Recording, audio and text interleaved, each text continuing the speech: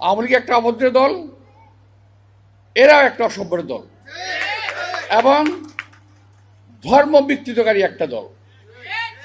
এরা মওদুদিবাদে বিশ্বাস করে, এরা ইসলামে বিশ্বাস করে না। এরা মুসলমান ধর্মে বিশ্বাস করে, যদিও মুসলমানের লিবাস আছে এদের। এই সমস্ত লোকগুলোর হাত থেকে দয়া করে বেঁচে থাকবেন। এরা বাসায় বাসায় যাচ্ছে, মা বোনদেরকে একা পায় বাসায়। আমার মা বোনরা, বাংলাদেশের মা বোনরা অত্যন্ত ধর্মভীরু এবং দুর্বল, তাই না? এখন যখন ডাক্তার সাহেবরা চলে আসে বাসা থেকে, আমরা চলে যাই বাড়ি থেকে, তখন 2-3 মহিলা গিয়ে বাসায় ঢুকে এক গ্লাস পানি দেন, পানি খাবো বলে একটু কথাবার্তা বলে বসে।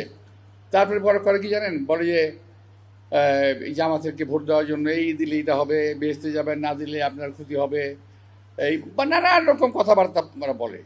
তারপর বলে যে, যখন বলে ঠিক আছে ভাই দেখবো না আমরা, তারপর ভাই আমার বুকে একটু হাত দেন তো, বুকে হাত দিয়ে বলে জামাতকে ভোট দিবেন। মহিলা বললো ঠিক আছে।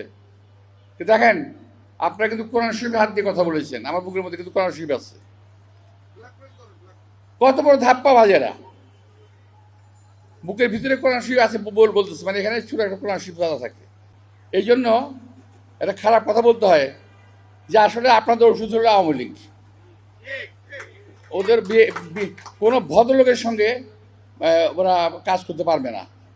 আমরা তো আসলে আওয়ামী লীগের মতো করতে পারবো না, তাই ওনারা খুব বেশি, ওনাদের গলার স্বর খুব বেশি উঁচা হয়ে গেছে। হ্যাঁ, কোরআন শরীফ হাত দিয়ে বলছেন। তো এই ধরনের কথাবার্তা কাজকর্ম করতেছে। বাংলাদেশের লোক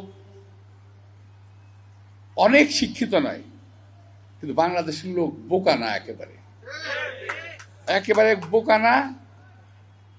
এদেরকে এইভাবে ধাপ্পা দেওয়া যাবে না। কেউ বলে রোজা পূজা এক, কেউ বলে আমাদের রসুল সাল্লাল্লাহু আলাইহি ওয়াসাল্লামের সঙ্গে অন্য ধর্মের বিষ্ণু কৃষ্ণ এদের সঙ্গে মিলিয়ে ফেলেন। এই সমস্ত লোকদেরকে একটু চিহ্নিত করবেন দয়া করে। 71 সালে যখন আমরা মুক্তিযুদ্ধ করি, এরা আলবদর রাজাকার বাহিনীর নাম দিয়ে, পবিত্র নাম আলবদর রাজাকার, এই নামগুলোকে তারা কলুষিত করেছে।